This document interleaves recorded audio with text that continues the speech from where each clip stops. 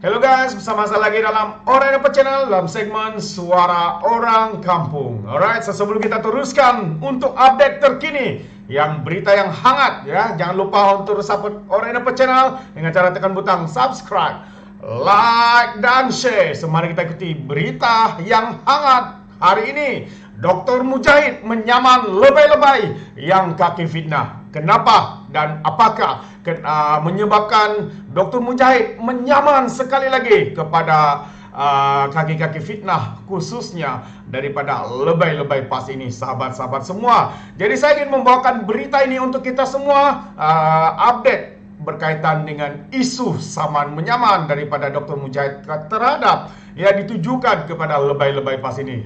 Ini dia dakwaan fitnah. Mujahid mulakan tindakan saman terhadap PAS. Mari kita baca ya, apakah kenyataan beliau dalam perkara ini.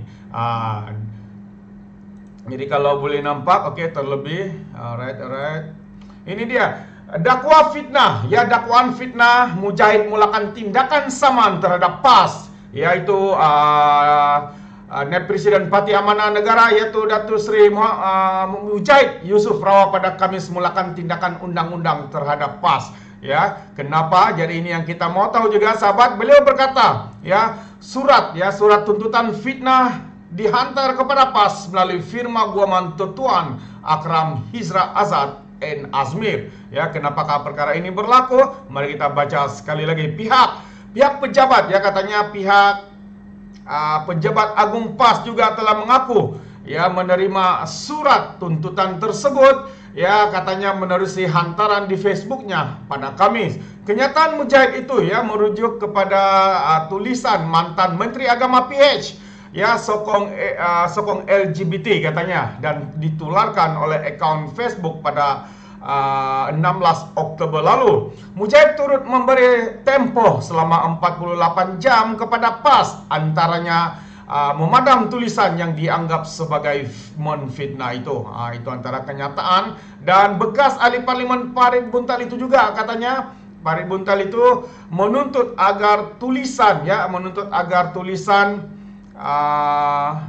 yang mengaitkannya dengan kumpulan lesbian, gay, biseksual dan transgender LGBT ditarik balik, selain ya parti berkenaan perlu meminta maaf kepadanya. Beliau turut menuntut PAS membayar ganti rugi atas kerusakan reputasi disebabkan oleh tulisan berkenaan. Katanya lagi, saya juga tidak teragak-agak untuk mengambil tindakan undang-undang yang sama kepada mana-mana pimpinan PAS yang tidak seri-seri membuat tulisan-tulisan fitnah dan mengaitkan saya dengan LGBT.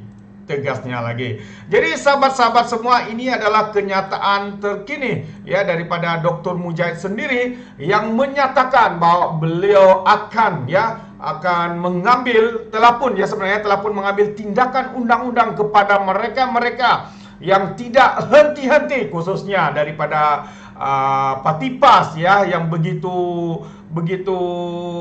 tidak takut ya untuk membuat fitnah, sedangkan mereka sebelum ini membuat kenyataan untuk menghentikan fitnah di media sosial. Tetapi realitinya, kenyataannya, siapakah kaki fitnah? Di sini yang kita lihat, sahabat-sahabat semua, adalah mereka sendiri yang katanya mari kita berhentikan fitnah di media sosial, tapi hakikatnya mereka lah kaki fitnah yang sebenar, yang tidak henti-henti menyerang Dr. Mujahid ya, mengaitkan beliau dengan LGBT, mengaitkan beliau dengan perkara-perkara fitnah yang mereka lontarkan, khususnya isu ini, sahabat-sahabat semua. Jadi bagaimana pula dengan pandangan Anda, sahabat-sahabat semua? Adakah patut ya lebay-lebay ini disaman ya? Adakah mereka patut diberikan ya pengajaran melalui saman yang telah pun diambil sebenarnya oleh Dr. Mujahid ini? Wah, itu dia sahabat-sahabat semua, memang agak mengejutkan bagaimana mereka ini berserban, berpakaian putih seperti ini, tapi mereka lah yang begitu berani untuk menabur fitnah, untuk menyerang musuh-musuh politik mereka. Dan selain itu juga sahabat-sahabat semua, saya juga ingin memberikan satu update yang mengejutkan kita. Ya, apabila Parti PAS ini tidak menggugurkan antara nama-nama besar di dalam politik Malaysia, khususnya ahli-ahli PAS untuk bertanding ya pada PRU yang ke-15. Inilah dia Nik Abdul, ya, siapa yang tidak kenal dengan Nik Abdul, anak arwah Tuan Guru Nik Aziz, ya, yang mana dikatakan digugurkan daripada menjadi calon pada PRU yang ke-15. Dan apa yang menjadi pertikaian ataupun persoalan ketika ini adalah dikatakan, ya, Nik Abdul akan bertanding untuk tiket Barisan Nasional. Wow, inilah dia sahabat-sahabat semua. Kita boleh nampak PAS, ya, bersatu. Kita boleh lihat UMNO Barisan Nasional sendiri, ya, mereka sekarang ini berada dalam keadaan yang huru-hara, ya, kelang kabut. Sedangkan mereka lah sebenar, ya, khususnya UMNO Barisan Nasional Zahid Hamidi yang mendesak agar PRU diadakan, membubarkan parlimen. Tetapi hari ini sahabat-sahabat semua, kita mendengar bagaimana UMNO kucak kacir, saling bertikam lidah, ya, ada yang memboikot dan sebagainya hanya karena ya mereka tidak diambil sebagai calon yang bertanding pada PRU yang ke-15 ini. Jadi saya ingin membacakan, ya, sedikit situasi sebenar apakah yang berlaku kepada berita ini, yang mana dikatakan Nik Abdul akan bertanding di atas tiket Barisan Nasional. Benarkah perkara ini berlaku sahabat-sahabat semua? Jadi saya ingin membaca untuk kita, untuk memberikan, ya, sedikit gambaran apakah yang sedang berlaku.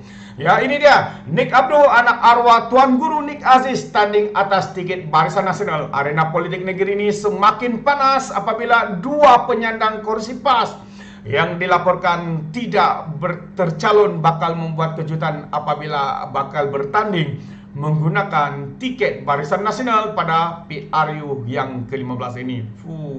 Dua calon PAS itu ialah penyandang kursi Parlimen Tumpat, Datuk Cik Abdullah Matnawi dan juga Nik Muhammad Abdul Nik Aziz dari Bacok, selepas nama mereka difahamkan tidak tercalon pada PRU yang ke-15 ini.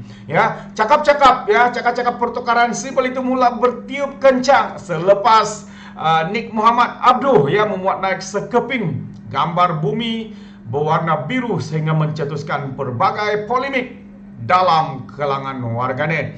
Gambar tersebut, ya, mendapat perkongsian sebanyak 158 tanda suka dan mengundangkan lebih 1.400 komen yang ditinggalkan oleh warganet. Sementara itu, pesta ucapan tahniah Cik Abdullah sebagai calon BN pada PRU 15 mulai tersebar sejak awal pagi tadi hari ini.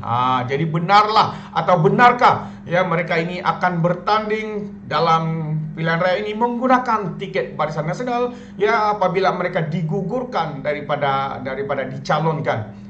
Itulah dia sahabat-sahabat semua, ya. Difahamkan Cik Abdullah bakal digantikan oleh Menteri di Jabatan Perdana Menteri Hal Ehwal Agama Datuk Idris Ahmad ditumpat, manakala Dr. Wan Martina Wan Yusuf akan menggantikan Nik Muhammad Abdul di Bacok. Ya, sementara itu Cik Abdullah ketika dihubungi utusan Malaysia memberikan komen ringkas berbunyi, "Tunggu malam ini," katanya. Oh, itulah dia sahabat-sahabat semua. Bagaimana kita lihat hari ini betapa kucak kacir, betapa kelang kabutnya parti kerajaan, ya, UMNO Barisan Nasional, Perikatan Nasional yang ada PAS dan juga bersatu. Mereka bertinju, ya, mereka saling tikam menikam dan sebagainya. Ada pula yang kita dengar sehingga bahagian memboikot hanya kerana YB mereka yang sebelum ini tidak dicalonkan, khususnya di dalam parti UMNO Barisan Nasional. Jadi sahabat-sahabat semua, ini adalah satu tindakan yang mengejutkan, ya, seluruh warganet, ya. Dan hari ini seperti mana yang saya kongsikan awal tadi, yang mana Dr. Mujahid telah pun membuat tindakan samaan terhadap lebay-lebay, dan yang mengejutkan kita lagi, calon ataupun anak kepada Tuan Guru Nik Aziz tidak dicalonkan dan akhirnya dikabarkan. Adakah benar? Kita tunggu berita itu malam hari ini. Jadi sahabat-sahabat semua, terima kasih kerana bersama dengan Orang Dapat Channel untuk update kita pada hari ini. Sehingga kita berjumpa lagi, dan seperti biasa sebelum saya mundurkan diri, peribahasa mengatakan tapapun kangka dua ton keinginan. Dalam bahasa Melayu, tepuk dada, tanya selera. Sekian saya daripada Orang Dapat. Sehingga kita berjumpa lagi untuk update yang berikutnya. Dengan itu, bye-bye.